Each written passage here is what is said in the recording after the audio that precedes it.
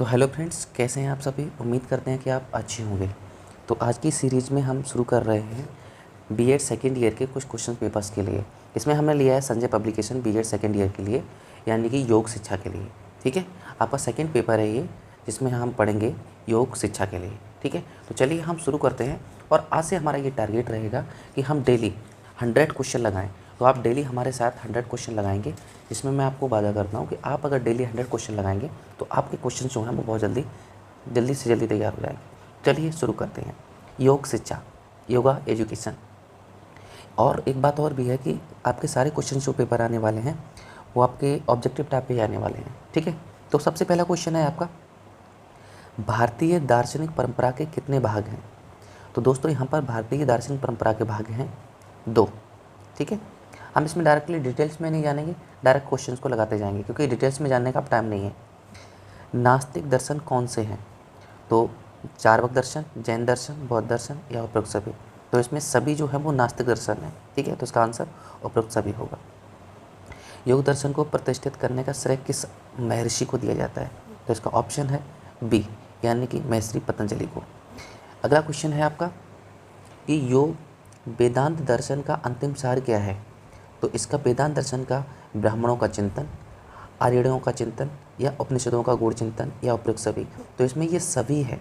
ठीक है, अगर ये क्वेश्चन आ जाए, देखो ये क्वेश्चन जो है जितने भी हैं वो सारे इंपॉर्टेंट क्वेश्चन है, क्योंकि ये आपके इस क्वेश्चन पेपर में जो दिए गए हैं वो आपके इंपॉर्टेंट क्वेश्चन है। तो उनको एक बार लगाते जाएंगे। 100 का अगर आप डेली ये लक्ष्य निर्धारित करके रखेंगे तो मैं आपको क्लियर बताता हूँ कि आपका ये टारगेट जो है वो पूरा हो जाएगा और आपके अच्छे मार्क्स आएंगे। तो यहाँ पर है आपका, न्याय का तात्पर्य है उचित वांछनीय सत्य, कैवल्य प्राप्ति, उपयुक्त दोनों या इनमें से कोई नहीं।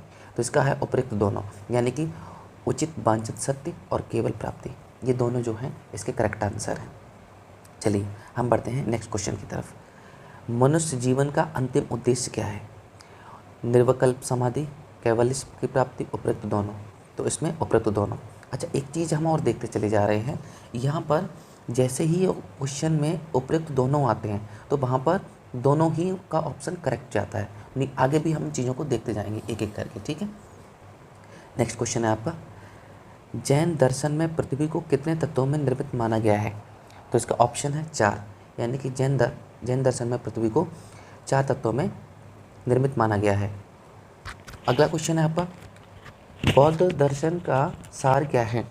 तो दोस्तों बौद्ध दर्शन का सार है दुख है, दुख का कारण व दुख का शांत है, दुख को दूर करने के उपाय और उपरोक्त सभी। देखो जैसे भी कहानी आती है उपरोक्त सभी की, तो इसमें उपरोक्त क्वेश्चन में लगभग ऑलमोस्ट सभी सही होते हैं। ठीक है, तो आपको जब भी किसी क्वेश्चन का आंसर नहीं पता हो तो आप उपरोक्त सभी लगा देंगे। इसमें क्या होता है, नेगेटिव मार्किंग तो होती नहीं है, तो इसमें क्वेश्चन आपका सही जाएगा। अगला क्वेश्चन है आपका, तत्व मीमांसा में कितने तत्वों का विवेचन प्रस्तुत किया गया है। संसार के मूल तत्व, मानव के मूल तत्व या उपरोक्त दोनों या इनमें से कोई नहीं। तो इसका उत्तर है सा, यानी कि उपरोक्त दोनों। जैसे कि अब तक हमने जितने भी क्वेश्चन यहाँ पे लगाए हैं उनमें से उपरोक्त दोनों की बात आई है, तो उपरोक्त दोनों क्वेश्चन हमारे सही गए हैं। नेक्स्ट क्वेश्चन है हमारा कि गीता में भक्ति के मार्ग किसे बताया गया है। गीता में भक्ति का मार्ग किसे बताया गया है। ज्ञान को, भक्ति को, कर्म को, उपरोक्त सभी को। उपयुक्त सभी को, देखो मैंने कहा नहीं कि जहाँ पर बात आती है उपयुक्त सभी की तो वहाँ पर आपका करेक्ट आंसर होता है। 12वां क्वेश्चन नेक्स्ट क्या है, योग जीवन व आत्मा का मिलन है, ये परिभाषा किस में बताई गई है। वेदांत में, उपनिषद में, न्याय में, मोक्ष कर्म में। यानी कि योग जीवन व आत्मा का मिलन है, तो ये बात हमारी बताई गई है वेदांत में, यानी कि वेदों में। ठीक है, चलिए नेक्स्ट क्वेश्चन है आपका,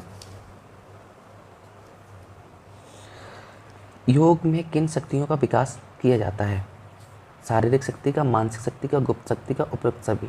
तो देखो जब हम योग करते हैं तो शारीरिक शक्ति का भी विकास होता है, मानसिक शक्ति का भी विकास होता है, और जितनी भी आपकी गुप्त शक्तियाँ छुपी हुई होती हैं उनका भी विकास होता है। यानी कि इसमें हमारा ऑप्शन डी सही रहेगा, उपयुक्त सभी।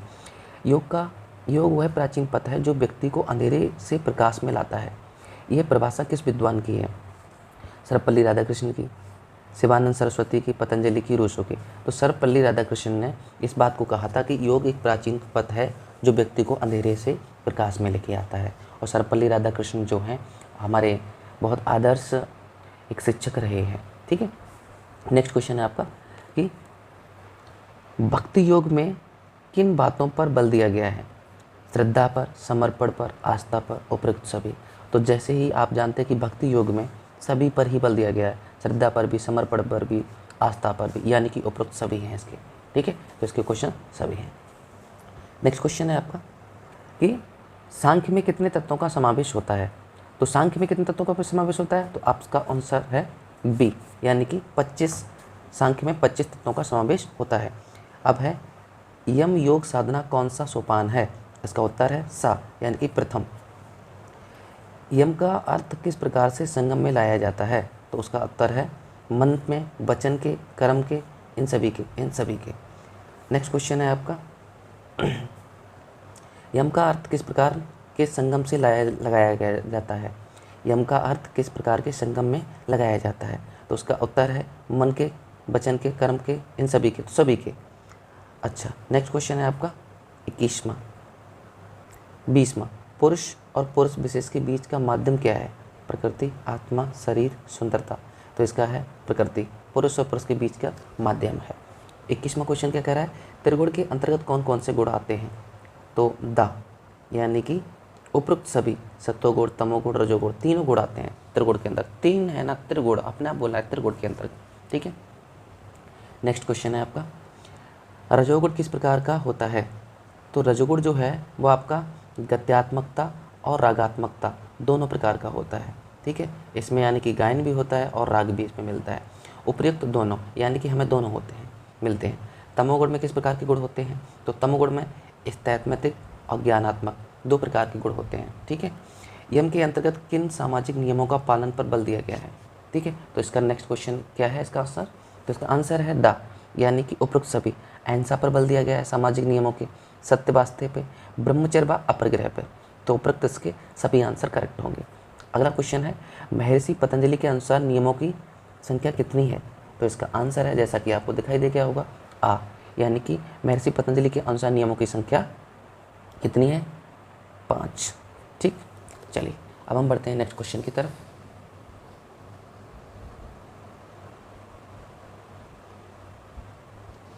नेक्स्ट क्वेश्चन है हमारा किन बातों के अनुसार धर्म का पालन करना तप कहलाता है? वन का, आश्रम का, पारिस्थिति का, उपरोक्त सभी। तो आपको मैं बता दूं कि इसमें वन, आश्रम, पारिस्थिति, उपरोक्त सभी, इनमें इन सभी बातों का अगर हम पालन करते हैं तो वो तप कहलाता है। नेक्स्ट क्वेश्चन है आपका इंद्रियों पर नियंत्रण कहलाता है? ब्रह्मचर्य, परिग्रहण, अस्तेय, हिंसा। तो इसका है ब्रह्मचर्य। जब हम इंद्रियों पर हम जब एक नियंत्रण पा लेते हैं तो वो ब्रह्मचर्य की स्थिति आ जाती है। ठीक है, शारीरिक व मानसिक आत्मा संतुष्टि को क्या कहा जाता है? तो स्वाध्याय या तप या संतोष। तो देखो शारीरिक व मानसिक जब हमें आत्म संतुष्टि मिल जाती तो हम उसे संतोष कहते हैं। ठीक है, तो इसका करेक्ट आंसर होगा संतोष। योग दर्शन के आसन किसे कहा जाता है? योग दर्शन में आसन किसे कहा जाता है? तो इसका करेक्ट आंसर है स्थिरतापूर्वक बैठने को, सुखपूर्वक बैठने को, उपरोक्त दोनों। तो मैंने आपको बताया था कि जब भी बात दोनों किया जाए तो हम दोनों पे करेक्ट कर देंगे। संघ दर्शन के अनुसार जीवन का परम पुरुषार्थ किन दुखों से मुक्ति पाना है? आध्यात्मिक दुख से, अद्वैतात्मक दुख से, या अधिभौतिक दुख से, या उपरोक्त सभी। तो मैंने क्या बताया था आपको कि जैसे ही बात आती है उपरोक्त सभी की तो हमारा करेक्ट आंसर होगा उपयुक्त सभी। ठीक है, चलिए नेक्स्ट क्वेश्चन है आपका सत्व का अर्थ है।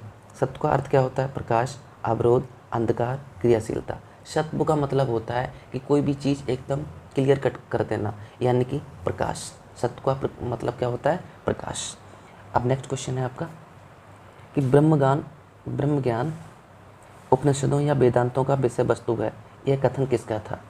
शंकराचार्य का, अरस्तु का, रूसो का, या इनमें से कोई नहीं? तो इसमें शंकराचार्य का ये कथन था जिन्होंने बताया था कि ब्रह्म ज्ञान उपनिषदों या वेदांतों का विषय वस्तु है। अगला क्वेश्चन है आपका आत्मा की कितनी अवस्थाएं होती हैं? तो इसका आंसर है बा, यानी कि 4 अवस्थाएं होती हैं। अगला क्वेश्चन है उपनिषदों में मोक्ष की कितनी व्याख्याएं की गई हैं? तो इसमें उपनिषदों में मोक्ष की 2 व्याख्या की गई हैं। वेदों में, अगला क्वेश्चन हमारा क्या है,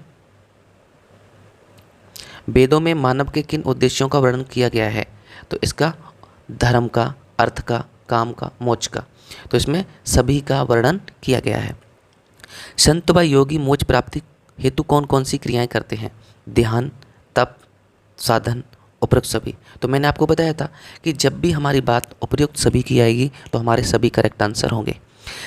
नेक्स्ट क्वेश्चन है, जिन साधनों को अपनाकर आत्मा की सिद्धि और मोक्ष की प्राप्ति होती है उसे योग कहते हैं। ये परिभाषा किस में दी गई है? तो इसका करेक्ट आंसर है जैन धर्म में, बौद्ध धर्म में, ईसाई धर्म में या सिख धर्म में। तो इसका करेक्ट आंसर है जैन धर्म में। ठीक है, जिन साधनों को अपनाकर आत्मा की सिद्धि और मोक्ष की प्राप्ति होती है तो उसे हम योग कहते हैं। इसकी जो परिभाषा है वो जैन धर्म में दी गई है। अब एक नेक्स्ट क्वेश्चन है आपका, मुख्य उपनिषद कितनी संख्या के होते हैं?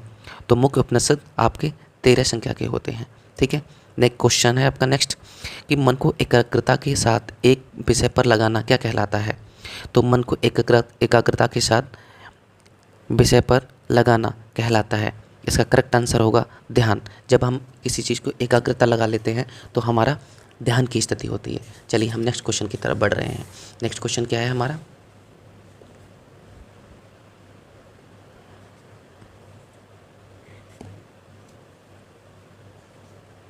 तो नेक्स्ट क्वेश्चन है हमारा कि प्रकृति किस प्रकार के गुणों से भरपूर है? व्यक्त, अव्यक्त, उपरोक्त दोनों। तो मैंने आपको क्या बताया था कि जैसे उपरोक्त दोनों आए तो दोनों पे क्लिक कर देंगे। योग के कौन से आधार महत्वपूर्ण माने जाते हैं? सामाजिक, नैतिक या उपरोक्त दोनों? तो क्या बताया था मैंने? उपरोक्त दोनों। अष्टांग योग का प्रथम अंग कौन सा है? तो इसका करेक्ट आंसर होगा हमारा यम। यम द्वारा योगी के मन के कौन कौन से भाव उत्पन्न होते हैं? शुभ भाव, आंतरिक भाव, उपयुक्त दोनों या इनमें से कोई नहीं? तो इसके शुभ और आंतरिक भाव दोनों उत्पन्न होते हैं, यानी कि उपरोक्त दोनों हमारा करेक्ट आंसर होगा। नेक्स्ट क्वेश्चन है, पाणिनि के अनुसार योग शब्द की व्युत्पत्ति किस धातु से है? तो इसका करेक्ट आंसर है दा, यानी कि यजुर्योग, यजु, यमेश, उपरोक्त सभी। तो उपरोक्त सभी इसका करेक्ट आंसर होगा। योग शब्द की उत्पत्ति किस धातु से हुई है? सा, यानी कि युज से। योग का अधिवक्ता किसे माना जाता है? नेक्स्ट क्वेश्चन है हमारा, योग का अधिवक्ता किसे माना जाता है? सॉरी, इसके आंसर मैंने देखे नहीं थे और फिर मैं आगे बढ़ाता चला गया था। ठीक है, तो योग का अधिवक्ता किसे माना जाता है? तो इसका करेक्ट आंसर है आपका भगवान शिव या विष्णु या हिरण्यगर्भ को। तो हिरण्यगर्भ को योग का अधिवक्ता माना जाता है। नेक्स्ट क्वेश्चन आपका, योग के प्रारंभ करने का जिक्र निम्न में से किस ग्रंथ में है? तो श्रीमद् भगवद गीता में योग के प्रारंभ करने का जिक्र दिया गया है। गीता के कौन कौन से श्लोक में योग व्युत्पत्ति क्रम बताया गया है? तो इसका करेक्ट आंसर है जद्दा 4/1, 2,3 में। नेक्स्ट क्वेश्चन है हमारा, सृष्टि के प्रारंभ में भगवान ने योग का उपदेश किसको दिया था? मनु को, अर्जुन को, महर्षि पतंजलि को या सूर्य को? तो इसका करेक्ट आंसर है सूर्य को। ठीक है, सृष्टि के प्रारंभ में भगवान ने योग का उपदेश सूर्य को दिया था। नेक्स्ट क्वेश्चन है हमारा, योग सूत्र की रचना किसने की? तो इसका करेक्ट आंसर है महर्षि पतंजलि को। महर्षि पतंजलि ने। ये क्वेश्चन हम पहले से ही इसको रिपीट कर चुके हैं। नेक्स्ट क्वेश्चन है हमारा, आयुर्वेद के अनुसार निम्न में से कौन सा स्वास्थ्य लक्षण है? तो इसका करेक्ट आंसर आपको दिखाई दे रहे हैं कि नहीं दे रहे हैं? चलिए मैं आपको दिखा दे रहा हूँ। यहाँ पर पित्त, वात, कफ रूपी त्रिदोषों में समानता, अग्नियों में समानता, धातु की साम्य अवस्था तथा शरीर में मल निष्कासन एवं इंद्रियों आत्मा की प्रसन्नता या इनमें से कोई नहीं? तो इसका करेक्ट आंसर होगा सा। मैं आपको बता दूं कि अगर इस टाइप के क्वेश्चन आते हैं आपके और आपको लग रहा है कि कौन सा क्वेश्चन सही होगा और उसमें आपका कुछ भी दिमाग काम नहीं कर रहा है, तो मैं आपको बता दूं जो सबसे बड़ा क्वेश्चन होता है, यानी कि इसका जैसे कितना बड़ा ज़्यादा इसमें लिखा गया है, वही 80% लगभग करेक्ट आंसर होता है। ठीक है, चलिए अब हम बढ़ते हैं नेक्स्ट क्वेश्चन की तरफ। नेक्स्ट क्वेश्चन है हमारा,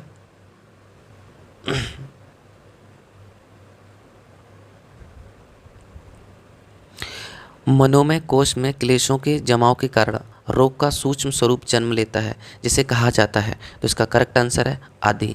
इसे क्या कहा जाता है? आदि, यानी मनोमय कोश के क्लेशों के जमाव के कारण रोग सूक्ष्म स्वरूप जन्म लेता है, इसे आदि कहते हैं।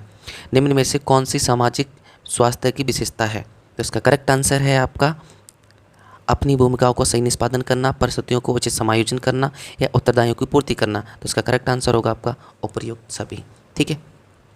नेक्स्ट क्वेश्चन है हमारा, आदि की उत्पत्ति होती है। तो आदि की प्राणिक स्तर पर, शारीरिक स्तर पर, मानसिक स्तर पर या इनमें से कोई नहीं। तो इसका करेक्ट आंसर है मानसिक स्तर पर। ठीक है। नेक्स्ट क्वेश्चन, आदि का अन्नमय कोश या स्थूल शारीरिक स्तर पर बीमारी के रूप में प्रकट होने को कहा जाता है। इसका करेक्ट आंसर है व्याधि।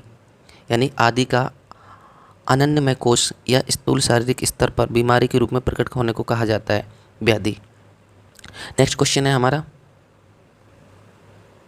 निम्नलिखित में से सामाजिक स्वास्थ्य की विशेषता कौन सी है। तो अपनी भूमिकाओं का सही निष्पादन करना, परिस्थितियों के उचित समायोजन, उत्तरदायित्व की पूर्ति या उपयुक्त सभी। तो जहाँ बात आती है उपयुक्त सभी की, उसमें हमारा करेक्ट आंसर होता है उपयुक्त सभी। ठीक है। नेक्स्ट क्वेश्चन है हमारा, सामान्य व्याधि उत्पन्न होती है वातावरण के साथ अंतक्रिया में असंतुलन के लक्षण, पूर्व जन्म के संस्कार के कारण, दुर्घटना के कारण, इनमें से कोई नहीं। यानी कि सामान्य व्याधि उत्पन्न कब होती है। तो सामान्य व्याधि उत्पन्न होगी कि वातावरण के साथ अंतक्रिया में असंतुलन का जब लक्षण आता है तो सामान्य व्याधि उत्पन्न हो जाती है। नेक्स्ट क्वेश्चन है हमारा, योग के अनुसार रोगोत्पत्ति के मूल कारण हैं। तो इसका योग के अनुसार रोगोत्पत्ति के मूल कारण हैं क्लेशों का मनोमय स्तर में जमाव, चित्त विक्षेप, कामाशय या वासना, उपयुक्त सभी। तो इसका करेक्ट आंसर होगा उपयुक्त सभी। देखिएगा दोस्तों, 100 क्वेश्चन लगाना कोई बड़ी बात नहीं है।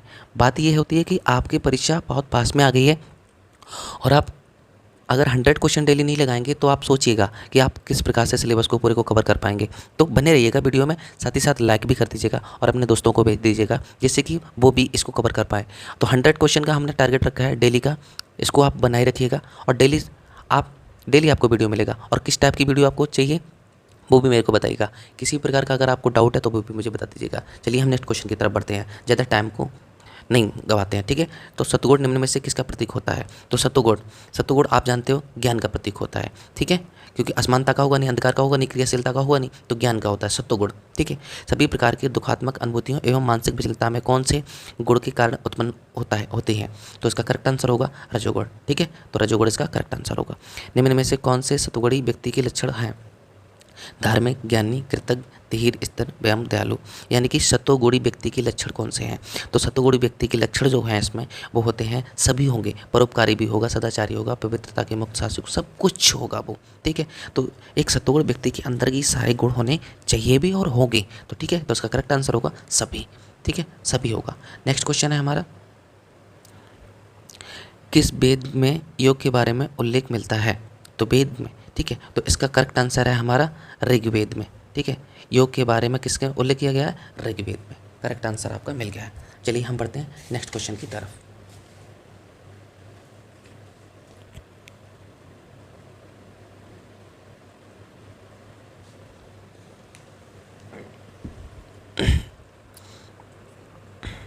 तो नेक्स्ट क्वेश्चन है हमारा,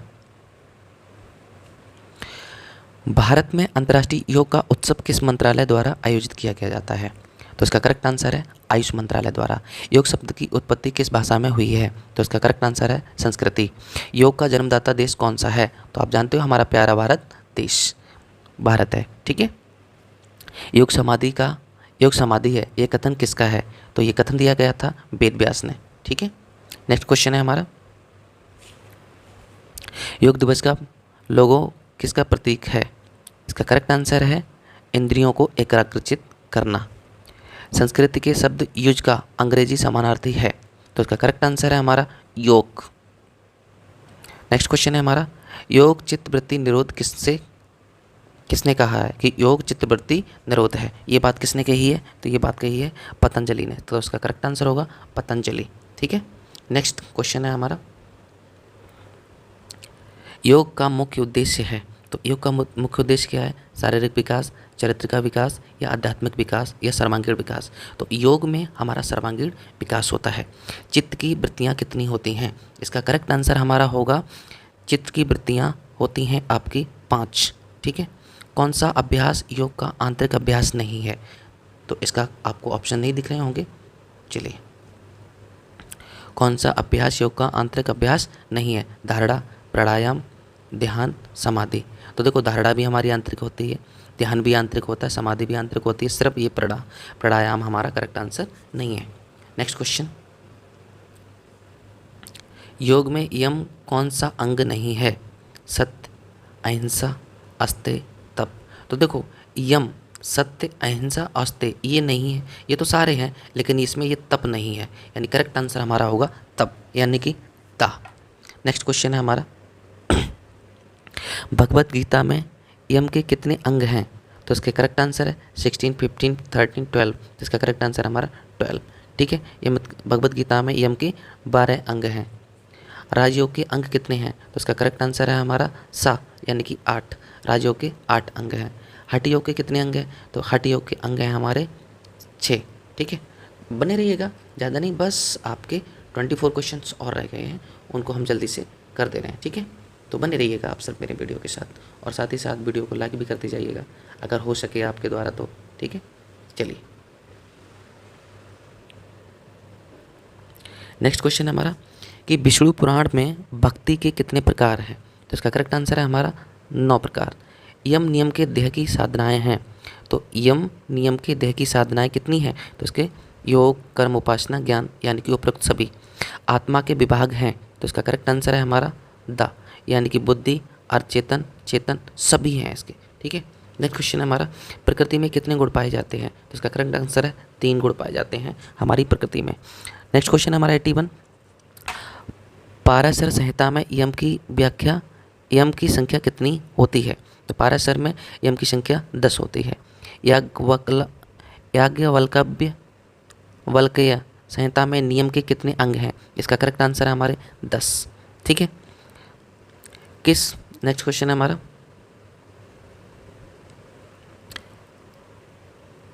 योग किस भाषा के युज शब्द से बना है? तो इसका करेक्ट आंसर है हमारा संस्कृत के। इससे क्वेश्चन हम पहले भी इसको सॉल्व कर चुके हैं। ठीक है, नेक्स्ट क्वेश्चन है हमारा मन, यानी कि चित्त जिसे बोलते हैं, उपादान कारण स्रोत है जो त्रिकोणात्मक भाव उत्पन्न करता है। ये तीनों गुणों में से कौन सा गुण नहीं है? अस्तोगुण, सत्वगुण, रजोगुण या तमोगुण। तो इसका करेक्ट आंसर है हमारा अस्तोगुण, यानी कि अस्तोगुण कौन सा है? हमने अभी तक सुना ही नहीं है इसको। तो नेक्स्ट क्वेश्चन है हमारा,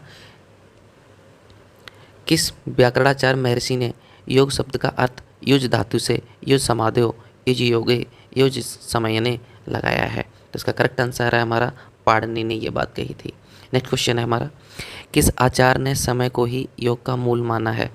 समय के लिए मन या चित्त का बस में होना आवश्यक है, चित्त की वृत्तियों को रोकना आवश्यक है, अतः उन्होंने योग का अर्थ किया योगाचित वृत्त निरोधा।